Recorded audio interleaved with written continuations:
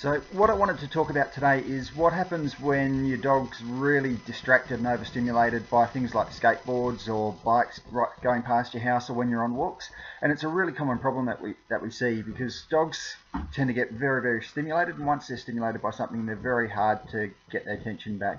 So the way I tend to approach problems like this is to really take a bit of a gentle approach. My belief is that training should always be a positive experience, and we should avoid negative sort of punishment-based training, because that just creates more issues.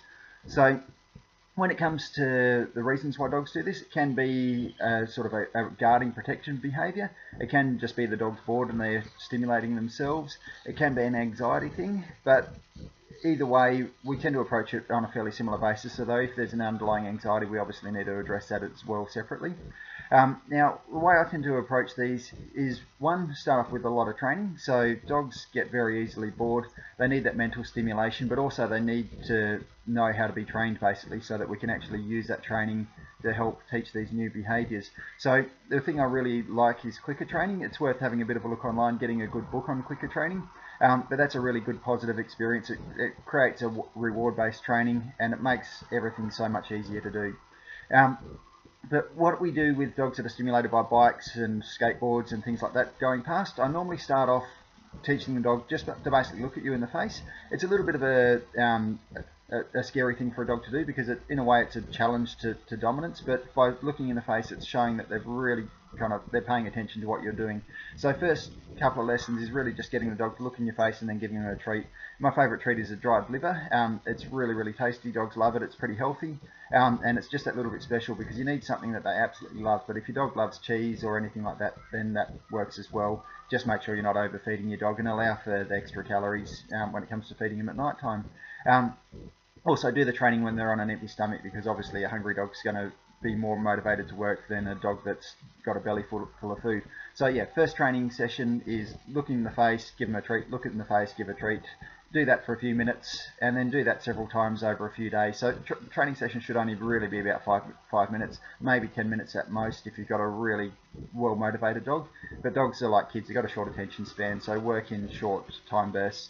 Once you've got the dog reliably looking at your face, head out into a public area where the dog is aware of bikes and skateboards in the distance, but they're not really strongly stimulated by them. If you've got a friend who's got a bike or a skateboard or whatever stimulating the dog, then get them to come along and just be in the background.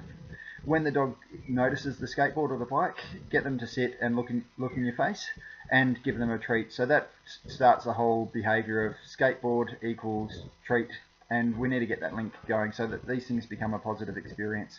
So we do start off at quite a long distance, and as the dog gets better at ignoring the skateboard, slowly close the gap in. And you'll find that it may take a week or two even to really get the skateboard coming right up to the dog. The dog will still be a little bit stimulated by it, but if they've learnt that, hey, the skateboard equals treat, then they'll start looking for a treat as soon as they see a skateboard. And that becomes the thing that we really look to reinforce, is that these things are no longer something to be scared of or something to chase away. They're now something where they go, geez, skateboard's coming, where's my treat? And then once they're doing that really reliably, keep on reinforcing it intermittently. So say you've got a dog that's stimulated by skateboards, start off with this whole desensitization thing. Once they're reliably doing that, then start to randomize the treats. So when you're going out for a walk, initially start off with giving the dog treats every time, and then kind of once they get really good at it, start to randomize the treats. So don't give a treat every time, because then the dog starts to really kind of harass you for treats. Start to randomize it, and the dog will really try hard to get the treat, so they'll really pay attention to you, and it makes them work that little bit harder.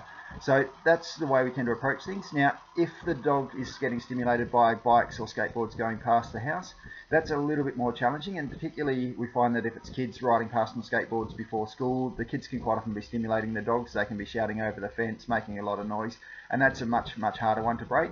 It's a similar sort of process, so we start off with the desensitization, but while you're doing that, it's really important that we try to break this whole kind of bad behavior that the dog's doing. I guess it's not bad behavior, it's just dog behavior, but it's inappropriate.